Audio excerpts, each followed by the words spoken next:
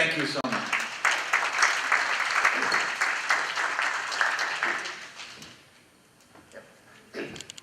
Hey, good afternoon, everyone. My name is Limin.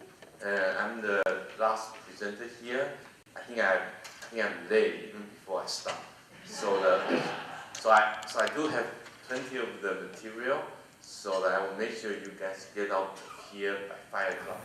You guys are early. So how many of you are related to technology or doing it? Oh, good. So a few of them. So how many of you are in the mortgage industry?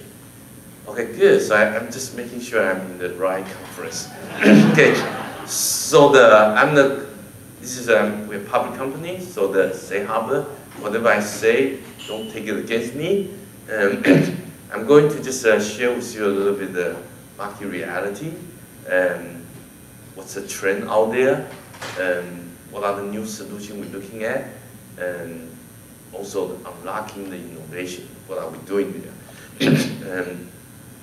Okay, so I think we all know that I'm going to try to do they say speed dating, right? I'm going to do the speed presentation, and then to see how fast I can go, and you know the trip, you don't know know before you own, and you all know that it's putting a lot of complexity out there, and so that you need to go right, and then profitability suffer.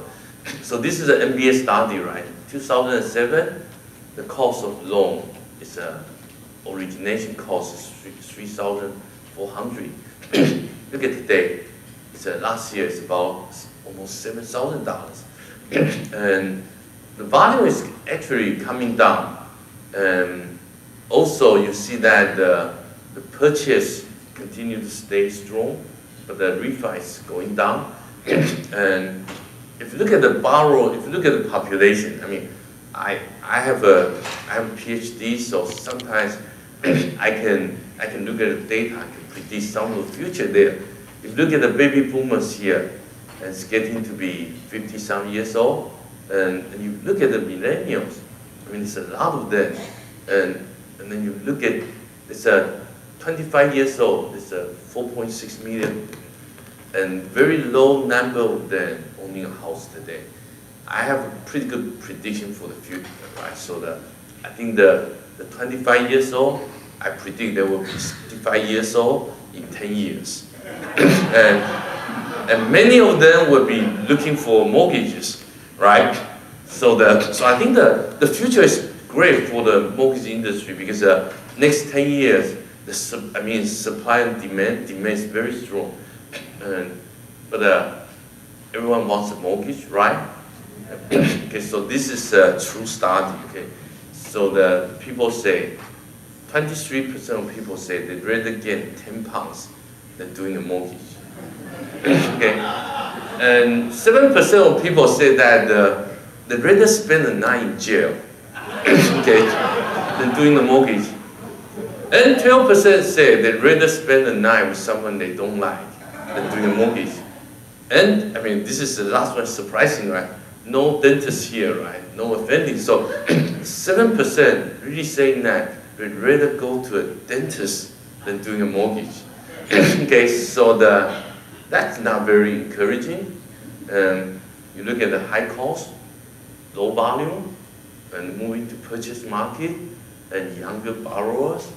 So that's a trend. I mean, we had to use technology to solve the problem. So the technology is not all that bad, right? From the last presentation, everyone was scared of technology. You should just throw away your computer.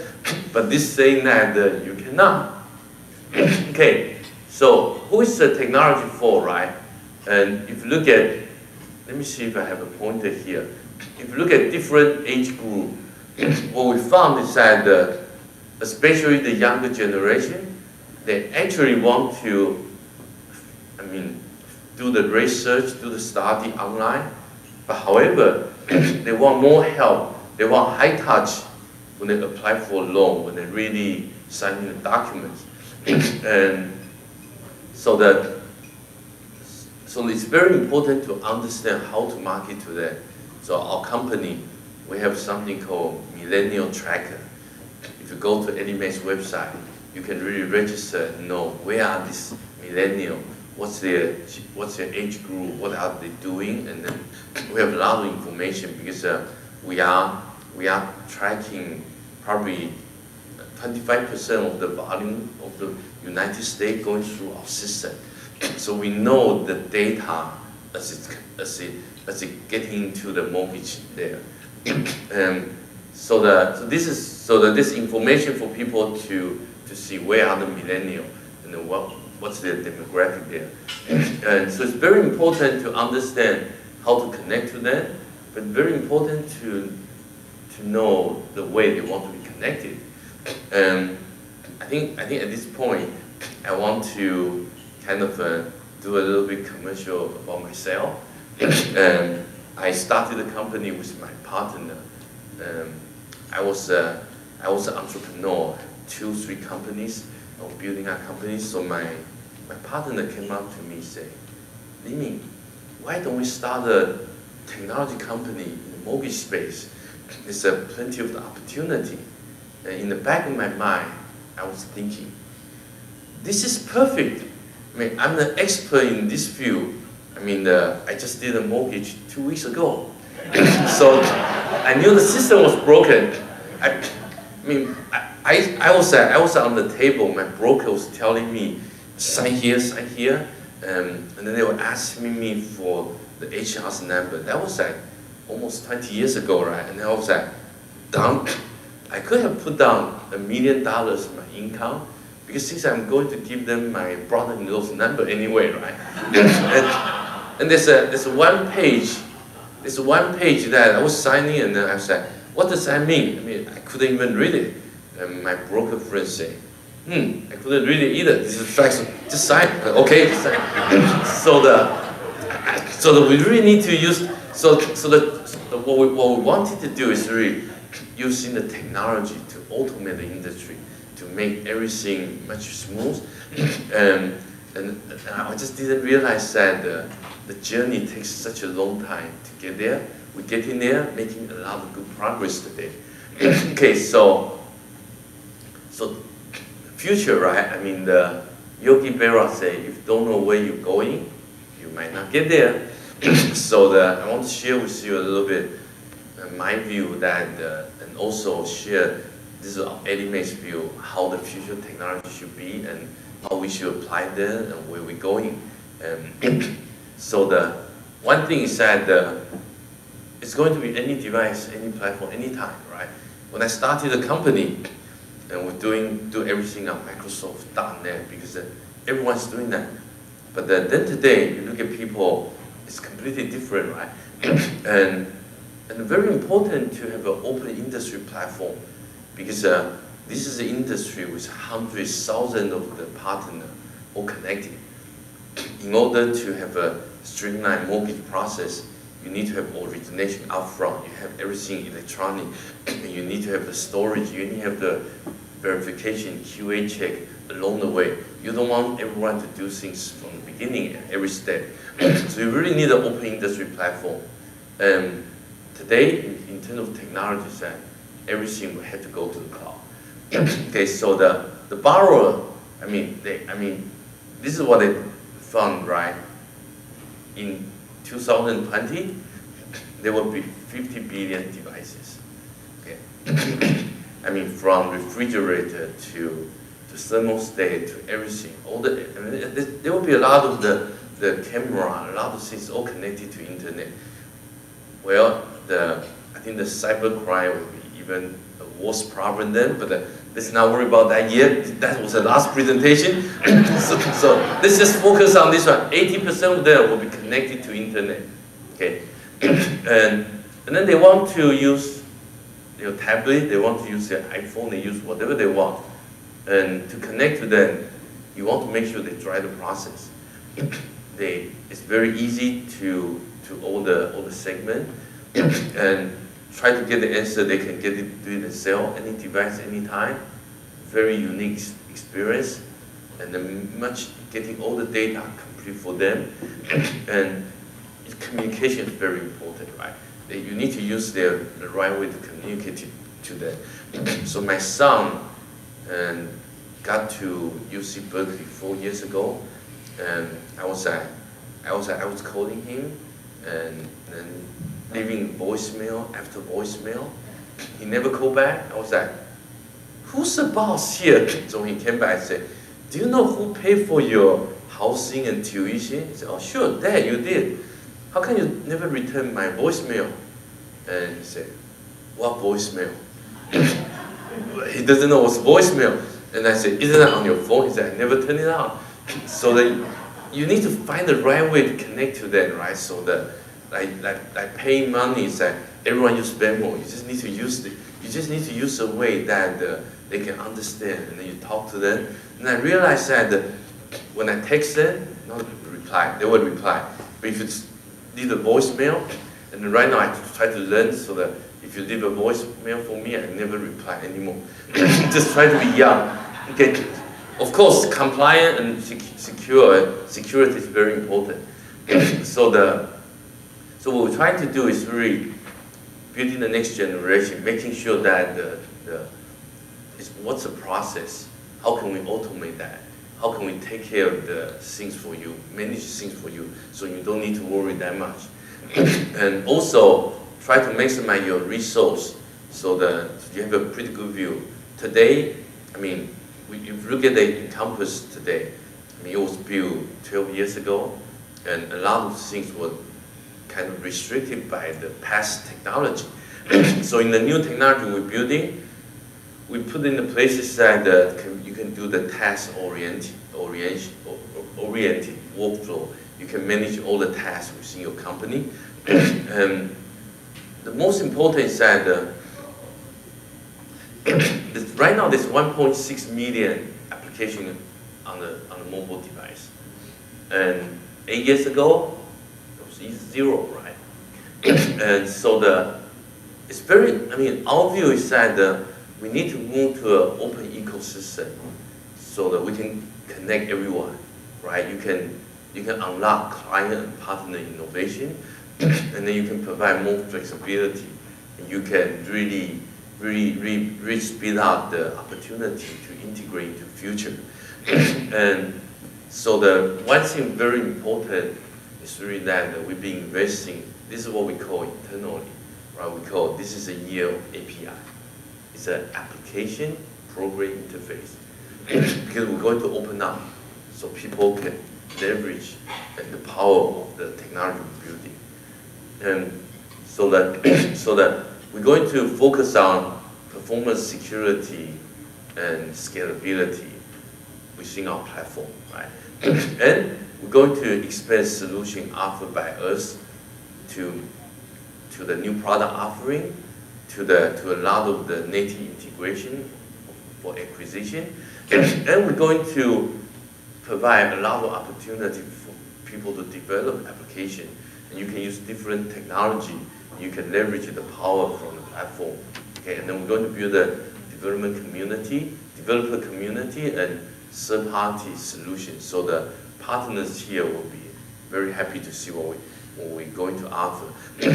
I'm not trying to sell what Ellie is doing, but we kind of transform the vision, and then taking Ellie to go where we think the future will be. And right now we have about 500 people in the technology area, and we're competing with Google, Facebook, trying to do everything that other people are doing because we are in the Bay Area. So I wish I have a magic wand. I can tell the board of directors saying that, we're ahead of competition. Why don't we bridge the current product? Just move everyone to build a new technology. Reality is, no, we cannot. So we basically hire a new team within the next generation. And they say, we cannot wait that long. So we need to bring the new solution into the current generation. So that you're looking at, that's why we suddenly have 3 times more developers than we used to have. And we're using all the new technology, right? Open source and container, and then Amazon. I mean, this is amazing. I I mean, I'm probably too late. I cannot advise you to buy Limin stock, but for Amazon, I can advise you to buy. And I've been telling people, Amazon, if you look at the bookstore, e-commerce store, that's very powerful. But if you look at their cloud solution, being the platform for everyone, outstanding. So my partner asked me, what would your data center look like in 5 years? I said, well, it will be empty. He said, what does that mean, empty? I said, because I move everything to the cloud. I mean, we want to focus on our competency. I mean, doing the hardware, doing the server, network, that's even us, that's not our competency. So we're going to leverage the cloud, and it does not necessarily to be Amazon. But I'm sharing with you that Amazon is 10 times stronger and faster and more powerful than the rest of them combined. So the Amazon, and then they have a lot of services that they're very innovative. And we're moving into the Java, we're moving into the NoSQL, we're moving into whatever the available technology out there, and open source. I mean, this is kind of a little bit crazy, right? But if I explain to you, then you kind of will understand. If you have a programmer working for bank, there's no one working for Chase here, right? Say suppose it's working for Chase or major bank, and people come to work. They could work for any man that they come to work 9 to 5, writing program and go home, following the specification. That's okay. But if you have someone going home Friday night and then work 20 hours on a program and not going to make any money, and over the weekend continue to work 50 hours and publish on the internet for everyone else to see. I mean, these people have tremendous motivation. They want people to see what they have produced, and they really want to make sure that it's my reputation on the line. When they have motivation, we see tremendous progress of technology, and from the open source, from people contributing free for everyone else to use, from Google, from Facebook, from all these companies, because they're contributing a lot of work to the open community, and those are very mature today. So we leverage all the technologies, but we're going to have a lot of the .NET technology, Microsoft technology, and we're going to embrace everything and hiring the young kids to do whatever they want to do. How can we bring everything together? And I think I have a very complex technology architecture slide, and I'm going to show you. And the solution we do is called microservices. So the idea is that in the past it was monolithic, right? You layer and then you have structure. And right now you're going to break out everything into individual smaller services. And then you have a layer of the API. Remember what I told you about API? You have the standard API, you have API gateway controlling everything. Now you have an individual one. They can work together, and then they can use different technology, and we can bring everything together. And so this is I'm going to end the presentation by showing you our vision, and this is how we look at the mortgage industry, right? 20 years ago, and well, maybe a couple years ago, maybe even today. So then what we're trying to do is really bring everything together, right? All in one and consistent. And what's throwing into the engine department, the monkey wrench, is really the compliance. I mean, I know it's awfully difficult enough to bring all the pieces together. Then we realize the compliance is yet another one, right? And we're trying very hard to make sure that quality, efficiency, and everything's all in one solution. And the next generation is moving to the cloud and then building the platform that everyone can tap into. Right? I talk about the API and all the partners on the network, they can connect to us. I put some of the company there, just for example. And we're going to provide analytics because data will be very critical, right? you need to know where your borrower, what they are doing, what's the efficiency happening in your company, and then whether you do hedging, secondary marketing, everything there. So we're going to build Encompass into a platform. It's not because we do Encompass this way, but I think this is a very general technology trend, and I think all the new technology will be gradually coming to the mortgage industry, because this is the industry no different than any other industry. When there's a good technology, then that will be the future for us. Okay, so this is my presentation. I think I did it in probably reasonable amount of time. Any question for me? I mean, yeah, no, my partner, Sig Enderman, he's the chairman of the board, yeah. I'm the chief technology officer, and I have the same job for way too long, since day one. So that I always try very hard to get myself out of the job, meaning that finding someone strong enough to take on everything, so I can come to Hawaii more often and fishing and snowboarding. Okay, any other question? I think feel free to contact me, and I'm very happy to be here and to see everyone here. Yes, sure, I will be in Boston. Yeah, that's true. Okay, thank you, everyone. Thank you very much, Limin. Thank you very much.